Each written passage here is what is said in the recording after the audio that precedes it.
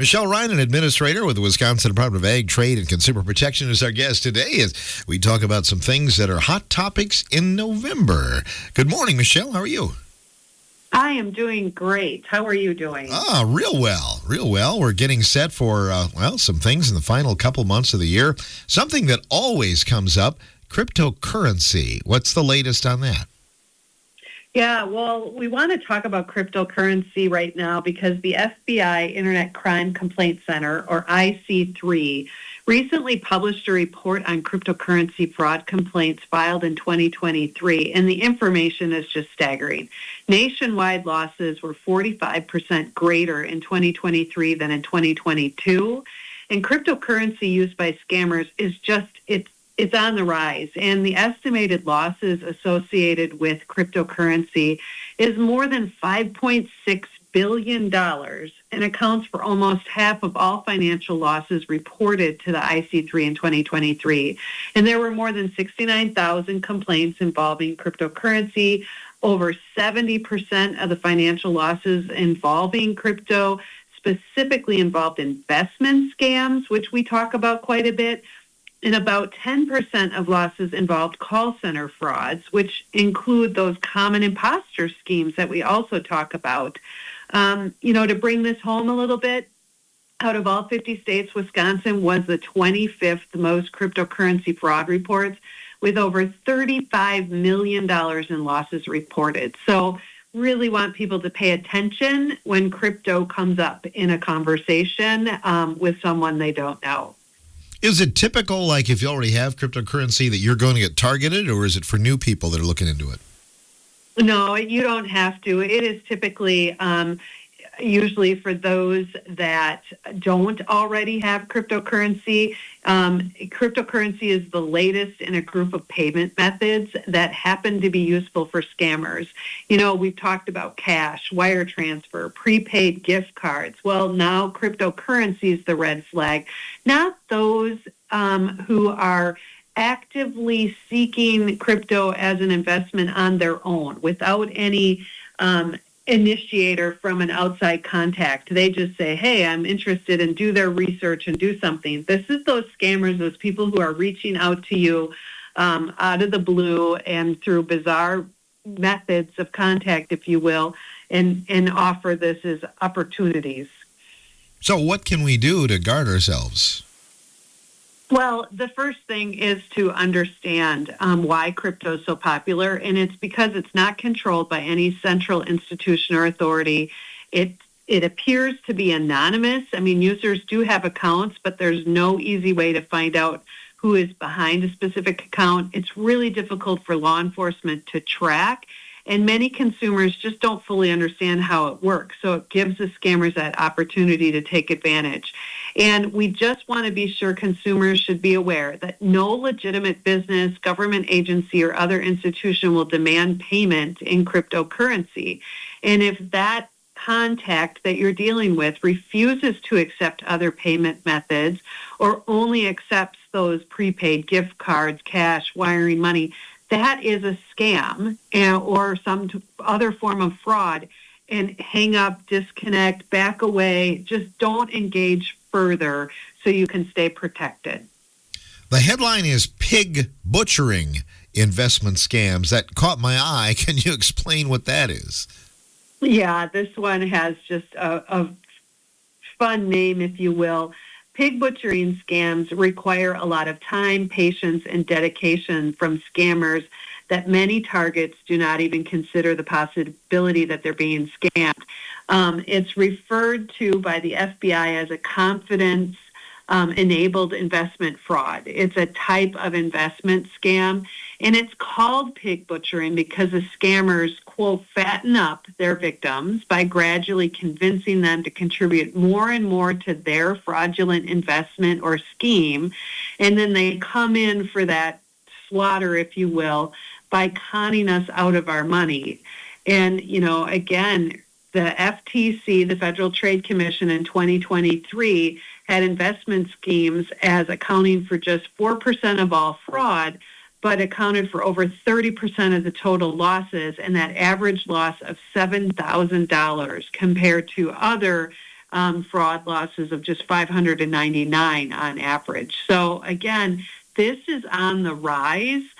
People may start to hear this term used more often because it's a different variation of an investment scheme, and it's a longer-term one. So they try to befriend you or convince them to trust them and things like that? Yeah, what it looks like is a scammer takes this personal approach and they pretend to be a new friend or a romantic interest. Others might act as a financial or investment coach and advise their targets on where and how to maximize their investment returns. But these pig butchers, scammers, if you will, also try to maximize their own returns by stringing the individual along for as long as possible. This scammer can show them fake profits, encourage them to invest more, and even allow them to withdraw small amounts early in the scam to continue building that trust.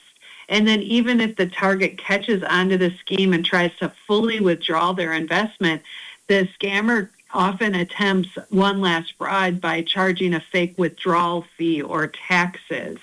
So this one it takes months to unfold. The scammer rarely meets with the individuals in real life. And if this investment opportunity is presented to you by someone you've never met in person, be extremely cautious. Because by estimates, more than 1 in 10 Americans who've used a dating app since 2018 have been targeted by pig butchering. But remember, it doesn't just come through the dating app. It could be these fake financial or investment coaches as well. The term love bombing comes into play a little bit, doesn't it? That's right. This is one of the red flags, love bombing, or showing excessive affection on a dating site or app, especially followed by any type of investment or cryptocurrency pitch. Again, often these are tied to cryptocurrency schemes. If you get a wrong number text and the messenger tries to establish a relationship with you, that's a red flag. If you're told to download a special, new, or independent crypto trading app, and any investment app or site offers minimal investment amounts with guaranteed high returns or provides small returns soon after your first investment to encourage you to continue to invest and invest more, those are all red flags. And, if you or a friend or family member sees these things, please try and recognize them as red flags and shut it down. What about military scammers? Yeah, this is just sad. So no matter their exact scheme, scammers impersonate military service members to create this plausible deniability for themselves. And over the past few years, the new technologies like deepfakes, artificial intelligence, or AI, and voice cloning have made it possible for online scammers to convincingly impersonate a real person or invent a totally fake identity for themselves. And many consumers know not to trust someone who refuses to meet in real life. But with the military, there are real circumstances that really do make it impossible to meet. So consumers in these circumstances where they could be connected to a military service member, be cautious to protect themselves that some scammer isn't coming in and impersonating that military individual. What are some red flags in a case like that, Michelle? Some of the red flags are some of the things that the scammer would say, both directly or indirectly. They could say that they can't access their bank account right now, but that they need money, that they want to meet you in person, but there's a fee to request time off. Traveling back to the U.S. is expensive, and they ask you to help them buy a plane ticket, asking you to hold on to a package if they ship it to you. So they ask for your address, saying that they owe money to a commanding officer. So can you help them with that? Lots of different reasons to get your personal information or to get you to make a payment to them would be a red flag. All of these are ways that they could acquire that. So know that real service members will not ask a civilian to sign military paperwork. There are no fees for a service member to take time off or retire, and no commanding officer will contact you to demand money or gift cards. We know real soldiers' deployments can last 1 to 2 years, but a scammer will try and keep their scheme going as long as possible. So never send money to someone you've not met and cannot verify with certainty that they are real and a trustworthy person. We don't want these scammers to harm individual consumers, and we certainly don't want them to harm the reputation of our military service members. You just wonder how low can they go sometimes, don't you?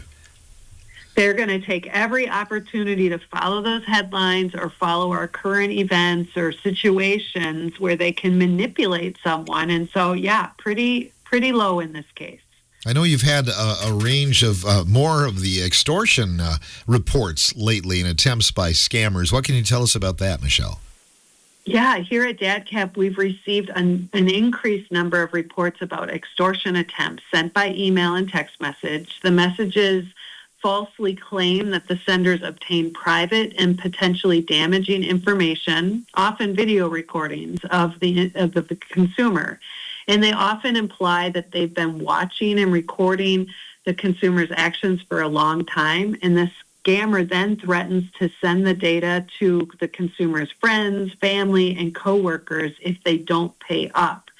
They often claim that the consumers visited unsafe websites, which allowed the scammer to access their device, including webcams and cell phone cameras.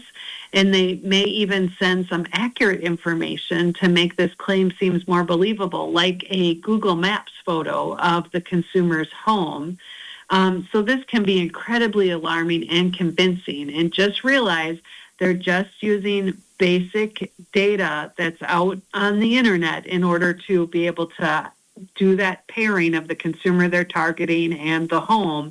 They don't actually have any other legitimate information about you. What do you do if you are the subject of a target? Well, first, ignore the message. Don't contact them back or open any links or attachments. Then never send money, whether in the form of like cryptocurrency gift cards or the direct wire transfer. Then change your passwords. And I say this because often the scammer references having a password in their extortion email. And if you reuse the password for multiple accounts, and create new and unique passwords for each of the accounts to prevent the scammer from accessing them, because that will bring you comfort and also keep them out of your information. And then report it. If you're targeted by any extortion or blackmail scheme, report it to DadCap. We're going to share the information with the FBI, the Internet Crime Complaint Center, that IC3, and the Federal Trade Commission, so that we're all working together on shutting these extortion attempts down. We talked about it a bit last time, Michelle, but the open enrollment period is now going on for, I guess, a little bit over a month yet. And is there anything there in terms of trying to keep people out of a scam jam? Yeah, unfortunately, Medicare open enrollment is a prime opportunity for scammers, that current events type situation. So seniors and caretakers should be cautious of scams and frauds during this time. Some of the common Medicare enrollment scams to be aware of is a phone call asking you for your Medicare number, credit card information, address, or other billing details so they can, quote, renew your coverage or send you a new Medicare card.